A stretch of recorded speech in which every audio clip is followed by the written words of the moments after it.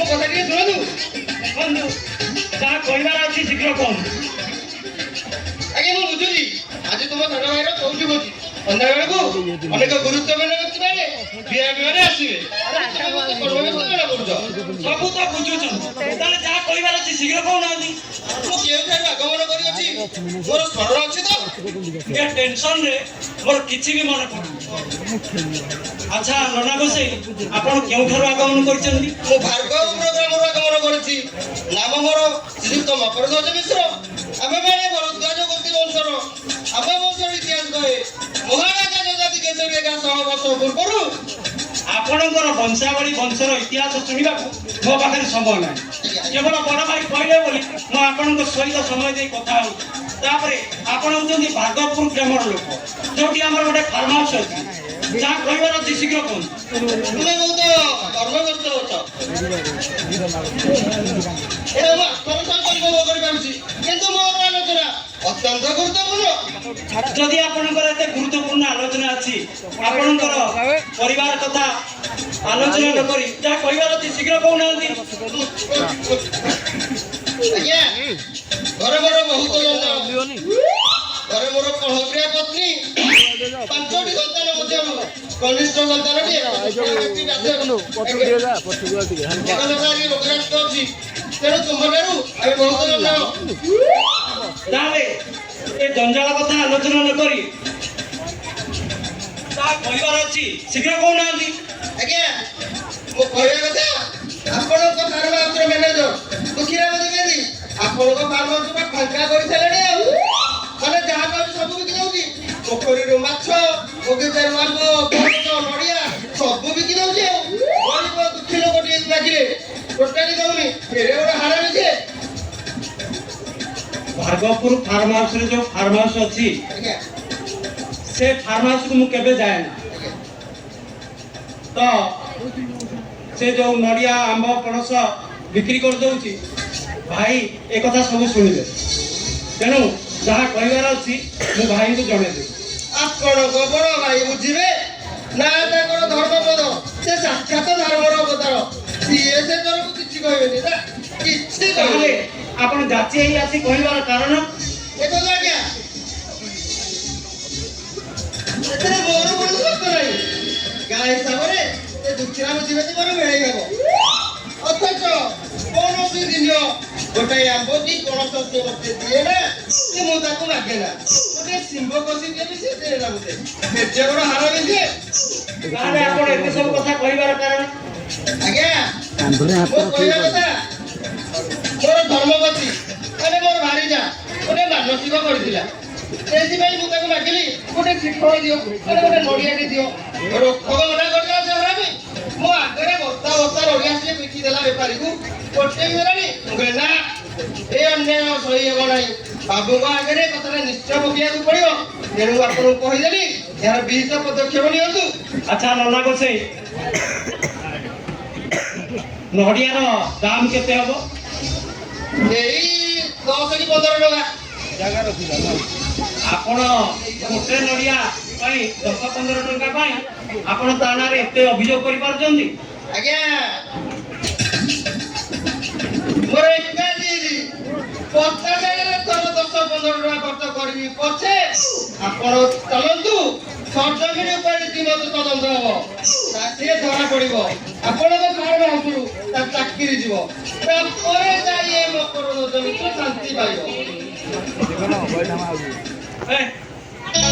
ତମର ଅଭିଯୋଗ ମୁଁ ସବୁ ଶୁଣିଲି। ଏ କଥା ବଡ଼ ଭାଇଙ୍କୁ ଜଣେଇଦେବି, ସିଏ ସବୁ ବୁଝିଦେବେ। ଠିକ ଅଛି ତମେ ଏବେ ଆସିପାର। ଯିବି ଆଜ୍ଞା। କହିବେ ତ ବଡ଼ ଭାଇଙ୍କୁ? କହିବେ ଆପଣ ଦେଖିବେ ସେ ମତେ ଗୋଟେ ନଡ଼ିଆ ଦେଇନି, ମୁଁ ତାର କଣ ଅବସ୍ଥା କରୁଛି। ଦୁଃଖୀରାମ ଦ୍ୱିବେଦୀ ଅଥର୍ବ ବେଦୀ ବ୍ରାହ୍ମଣ, ମୁଁ ମକରଧ୍ୱଜ ମିଶ୍ର, ଭରଦ୍ୱାଜ ଗୋତ୍ରୀ ବ୍ରାହ୍ମଣ। ମୁଁ ଚାକିରି ଖାଇବି, ଛାଡ଼ିଯିବି ଗଲେ। ଆରେ ଭାବିଛି କି ସିଏ ମତେ?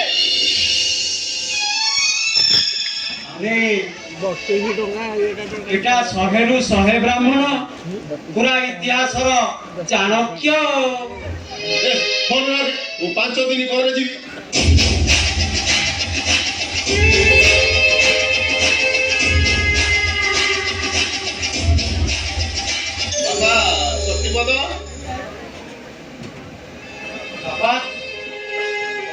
ଛୋଟିଆ ଟାଉନଟା ବୋଲି ଦେଖିଲି ଏକଦମ ପ୍ରଦୂଷଣ ମୁକ୍ତ ବେଶୀ ଗହଳି ଚଳି ନାହିଁ ବାଃ କି ଚମତ୍କାର এটা গাঁ নୁହେଁ କି ସହର ନୁହେଁ ଗାଁର ପରିବେଶ କିନ୍ତୁ ସହରର ସବୁ ସୁବିଧା ଏଠାରେ ମିଳେ ଗୋଟେ ଚମତ୍କାର ଜଳବାୟୁ ତମେ ମୋ ଝିଅକୁ ଭଲ ପାଇ ବାହାର ସେଇ ଅଭିମାନରେ ମୁଁ ଆସୁନଥିଲି ହେଲେ ତମ ସାନ ଭାଇ ବାହାଘରକୁ ଆସି ଦେଖିଲି ମୋ ଝିଅ ବନଗାର ବର ସିଲେକ୍ସନଟା କେବଳ ଠିକ୍ ତା ଶାଶୁଘର ଗାଁ ସିଲେକ୍ସନ ମଧ୍ୟ ଚମତ୍କାର ଆପଣ ଆମ ଗାଁକୁ ଦେଖି ଖୁସି ହଉଛନ୍ତି ଏକଥା ଶୁଣି ମୋତେ ବହୁତ ଖୁସି ଲାଗିଲା ଚମତ୍କାର ଜଳବାୟୁ କାଲି ରାତିରେ ତମ ଘରେ ମୋ ସମୁଦୁଣୀ ମାନେ ତମ ବୋହୂ ବହୁତ ବାଧ୍ୟ କରି ମୋତେ ଖାଇବାକୁ ଦେଲେ ଅଳ୍ପମୋଟ 13 ପଟ ରୁଟି ମାଇ ହଉଥିଲା 11 ପିସ୍ ଭାକୁର ମାଛ ପେଟି ମାଛ ଆଉ ଗୋଟିଏ ଗ୍ଲାସ କ୍ଷୀର ମଧ୍ୟ ପିଇଥିଲି ଆପଣ ଏକା ଖାଇଲେ ଆହୁରି ଖାଇଥାନ୍ତି ନା ଭୟ ଲାଗିଲା ଆରେ କେତେବେଳେ ଇଏ ହେବ ସକାଳୁ ଲାଟିନ୍ ଯାଇ ଦେଖିଲି ଏକଦମ ପରିଷ୍କାର ସଫାଇ ହେଇଯାଇଛି ଅବଶ୍ୟ ମୋ ବାହାଦୁର ନୁହେଁ ବାହାଦୁରଟା ହଉଛି ତୁମ ଗାଁ ଜଳବାୟୁ ବାପା ମୁଁ କଣ ଭାବୁଥିଲି ଏବେ ତୁମ ଗାଁରେ କିଛି ରହିଯାଆନ୍ତି ଆଉ ରହୁନାହାନ୍ତି ଆପଣଙ୍କର ଯେତେ ଦିନ ଇଚ୍ଛା ଆମ ଗାଁ ରହିପାରନ୍ତି ଆପଣଙ୍କୁ କିଏ ମନା କରୁଛି ଆଚ୍ଛା ସେଥିପାଇଁ ମୋ କଥା କହିବାକୁ ଖରାପ ଲାଗୁଛି କିନ୍ତୁ କହିବାକୁ ବାଧ୍ୟ ହଉଛି କଣ କହିବା କଥା କହୁନାହାନ୍ତି ଯେ ବଶିଷ୍ଠ ବସନ୍ତ ଇଚ୍ଛା କରିଛି ଭାଗପୁର ଫାର୍ମ ହାଉସର ଦାୟିତ୍ୱ ନେବାକୁ କିନ୍ତୁ ମୋ ବଡ଼ ଭାଇ ରାଜି ହୁଅନ୍ତି ଆପଣ ଆମ ଭାର୍ଗବପୁର ଫାର୍ମ ହାଉସର ଦାୟିତ୍ୱ ନେବେ ବସି ରହିବାକୁ ଆଉ ଭଲ ଲାଗୁନି ତମ ଶାଶୁ ଚାଲିଗଲା ପରେ ଏକା ବୋର ହୋଇଯାଉଛି ତମ କାମରେ ଲାଗିପାରନ୍ତି ମୋତେ ତ ଖାଲି ଲାଗିପାରନ୍ତି ଆଉ ଅବଶ୍ୟ ମୋ ଝିଅ ଜଣଙ୍କ ଘର ଖାଇ ବସି ଖାଇଥିବେ ନିତ୍ୟ ଯଦି କହିବ ସେଇଥିପାଇଁ ମୁଁ କହୁଛି ତମେ କଣ ଭାବୁଛ ଆପଣ ଭାର୍ଗବପୁର ଫାର୍ମ ହାଉସ ଦାୟିତ୍ୱ ନେବେ ଏକଥା ବଡ଼ ଭାଇ କେବେ ବି ମନା କରିବେନି ବାପା ବୋଧହୁଏ ଚତୁର୍ଥୀ ପିଣ୍ଡ ପଡ଼ିସାରିଲାଣି ବୋହୁମା ପ୍ରଣାମ କରିବାକୁ ଆସୁଛନ୍ତି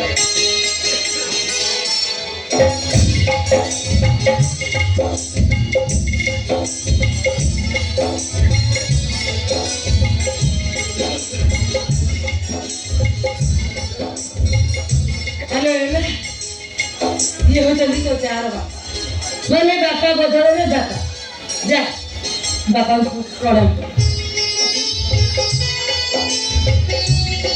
ହେଲା ମା ହେଲା ମୁଁ ତତେ କଲ୍ୟାଣ କରୁଛି ହେଲା ମା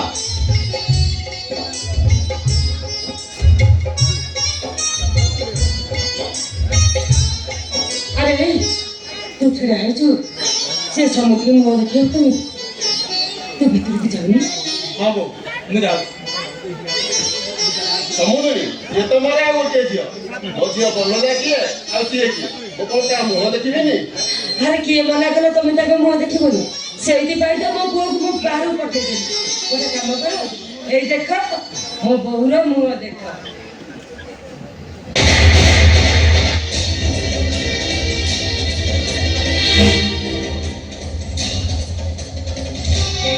कौन है चमू मो बहू सहित पदे कथा है ना मो बहू को देखे एमि जमी पड़ल कौन है कि ନାଇଁ ଚମୁଛି ତ ମୁଁ ଖାଲି କହିଲି ଭଲ ଭଲ हाँ हाँ तमे ठीक कह एमे ସତ କଥାଟା ମୁଁ କହୁଛି କହି तू पुणी कौन करी ବହୁତ ସେ ମତେ ଦେଖି ଚମକ କଲେ ମତେ ଯେମିତି ଲାଗୁଛି ସେ ମୋ ଆଖି ଦିଟାକୁ ଦେଖି ଚମକି ପଡ଼ିଲେ ହଁ ଚମୁଦୁଣୀ ମୋ ବୋହୂର ଆଖି ଦିଟା ଭାରି ପାୱାରଫୁଲ हाँ तमे ठीक कह सबुदी मो बहु राखी ना भारी सुंदर ना कौन बहु चल बा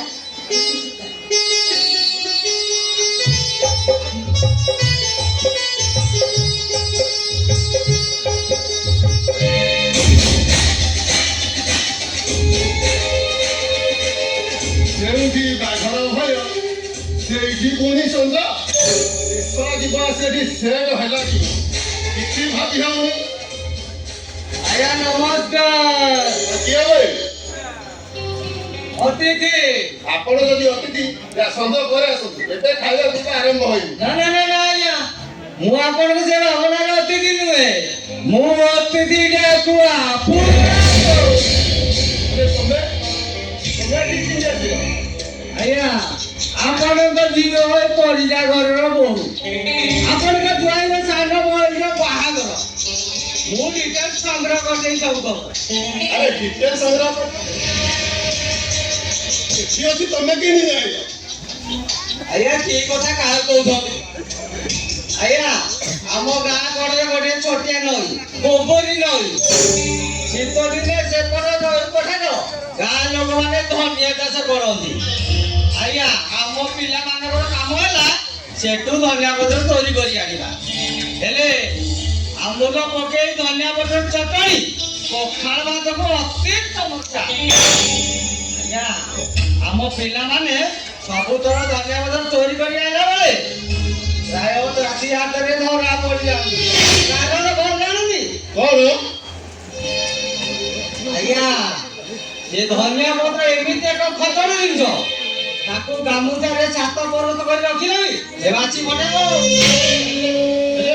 ଧନିଆ ପତ୍ର କଥା ମତେ କାହିଁ ଶୁଣଉଛ ଆଜ୍ଞା ଠିକ ଆପଣ ବାଛେ ଧନିଆ ପତ୍ର ଏ ବାଛି ପଠେଇଲା ବେଳେ ଆପଣ ଯୋଉ ଏରିଆ ରହିଲେ ବି ବଶିଷ୍ଠ ବସନ୍ତି ଆସନ୍ତି ବୋଲି ଜଣା ପଡ଼ିଯିବ ଆଜ୍ଞା ହେଲେ ବହୁତ ଦିନ ହେଲା ଦେଖା ହେଇନଥିଲା ଦେଖା ପାଇଲି ଯେତେବେଳେ ପଳେଇ ଆସିଲି ଆଉ ଆଜ୍ଞା ଆପଣ ଖବର କଣ ଖବର କଣ ମୁଁ ଭାବିଥିଲି ମୋ ଝିଅ ଘରେ ଆଜ୍ଞା ଛୁଞ୍ଚି ହେଇ ପଶି ଆଜ୍ଞା ଆଉ ସାପଳ ହୋଇ ବାହାରି ଆଜି ଦେଖୁଛି ସେ ଛୁଞ୍ଚିଟା ସାପଳ ହୋଇ ମୋ ପଛ ଘରେ ବସିବାକୁ ଆରମ୍ଭ କଲା। ଆଜ୍ଞା ବୁଝିପାରିଲି କଣ ଆରେ ବୁଝିପାରୁନ କଣ ଆରେ ଏବେ ନମିତା କେଉଁଠି ଆଜ୍ଞା ମୁଁ ତ ତାକୁ ଖୋଜୁଛି ଯଦି ତାକୁ ପାଇଦେବି ତାଙ୍କର ବ୍ରଏଲର କୁକୁଡ଼ା ଭଳି ମଉଡ଼ି ଦେବି ଆଜ୍ଞା ନମିତା ଖବର ମୁଁ ପାଇଛି କୁହନ୍ତୁ କୁହନ୍ତୁ କୋଉଠି ଆଜ୍ଞା କୁହନ୍ତୁ ସେ କହୁଛନ୍ତି ମୁଁ ତାକୁ ପୁରା ମରଣ କରିଦେବି ଆରେ ଧୀରେ କଥା କହ ଧରା ପଡ଼ିଗଲେ ଗୋପାଳି ଖାଇବ